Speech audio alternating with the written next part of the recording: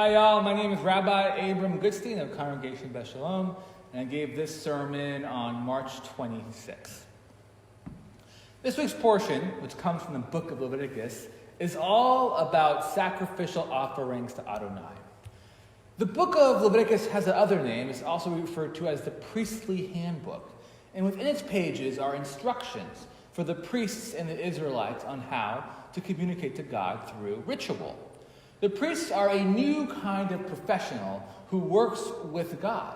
And while Moses and at times Aaron can pray to access God, the Israelites themselves do not enjoy the same access. And yet, God devises a new means of accessibility through the use of ritual and trains this new class of professional the minute details required to carry out these rituals.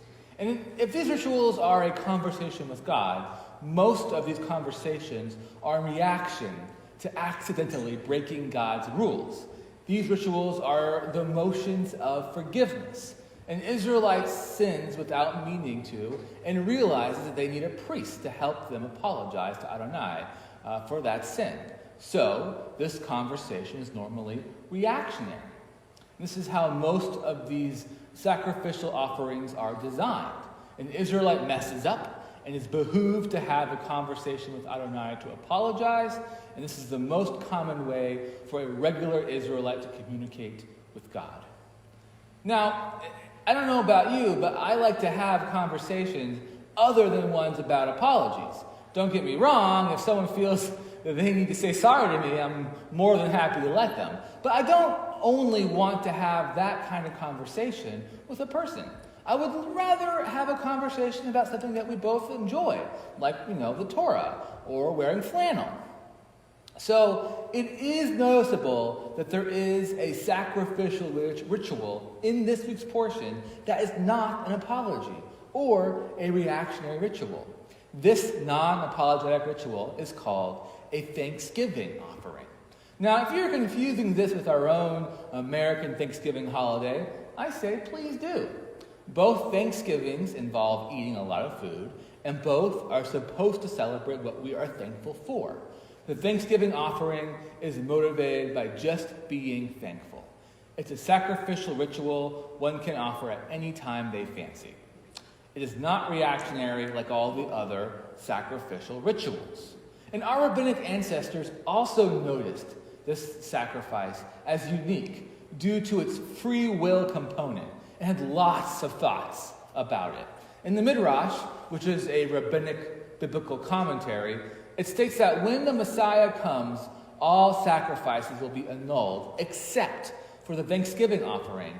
And they quote this beautiful text from Jeremiah about it that goes like this: "The sound of mirth and gladness, the voice of bridegroom and bride, the voices of those who cry, 'Give thanks to Adonai of hosts, for Adonai is good, for God's kindness is everlasting,' as they bring thanksgiving offerings to the house of Adonai." These rabbis believe that a joyful ritual is so much more valuable than a ritual motivated by guilt or shame. So in the rabbis' belief system, which is not necessarily the same as Reform Judaism's belief system, there will be no need for guilt or shame during this messianic period. But feeling thankful for mirth and gladness will continue to be valuable. And still, the Midrash has more thoughts. The Midrashic rabbis retell this story that goes like this about this particular sacrifice. A king has subjects who bring him offerings of tribute. When a person comes to his throne room, the king asks, "Who is bringing me this offering?" His advisors respond, "Well, one of your wealthy patrons." Then the king says, "We accept his tribute." Another person comes with an offering, and the king asks, "Who is this person?" His advisors respond, "He is a member of your nobility." To which the king replies, "Then we accept his tribute." A third person comes into his throne room, and the king asks for a third time, "What's the deal with this guy?" And his advisors respond, "He is not a subject or a member of your nobility, but just a person who wanted to visit you and pay his respects." To which the king responds, "Get this person a seat. He must be exhausted." The Midrashic rabbis then attribute this story to the sacrificial offerings we see in this week's Torah portion. The one who freely offers a sacrifice of thanksgiving is closer to God and perhaps is given a seat by a king. So not to be outdone by the Midrash, our Talmud scholars also have lots of thoughts about this special Thanksgiving offering.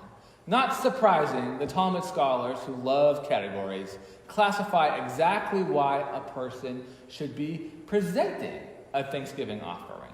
They claim that there are 4 reasons to present a Thanksgiving offering, and they are on surviving a trip by sea, on surviving a trip over the desert, on concluding a prison term, and on getting better from sickness.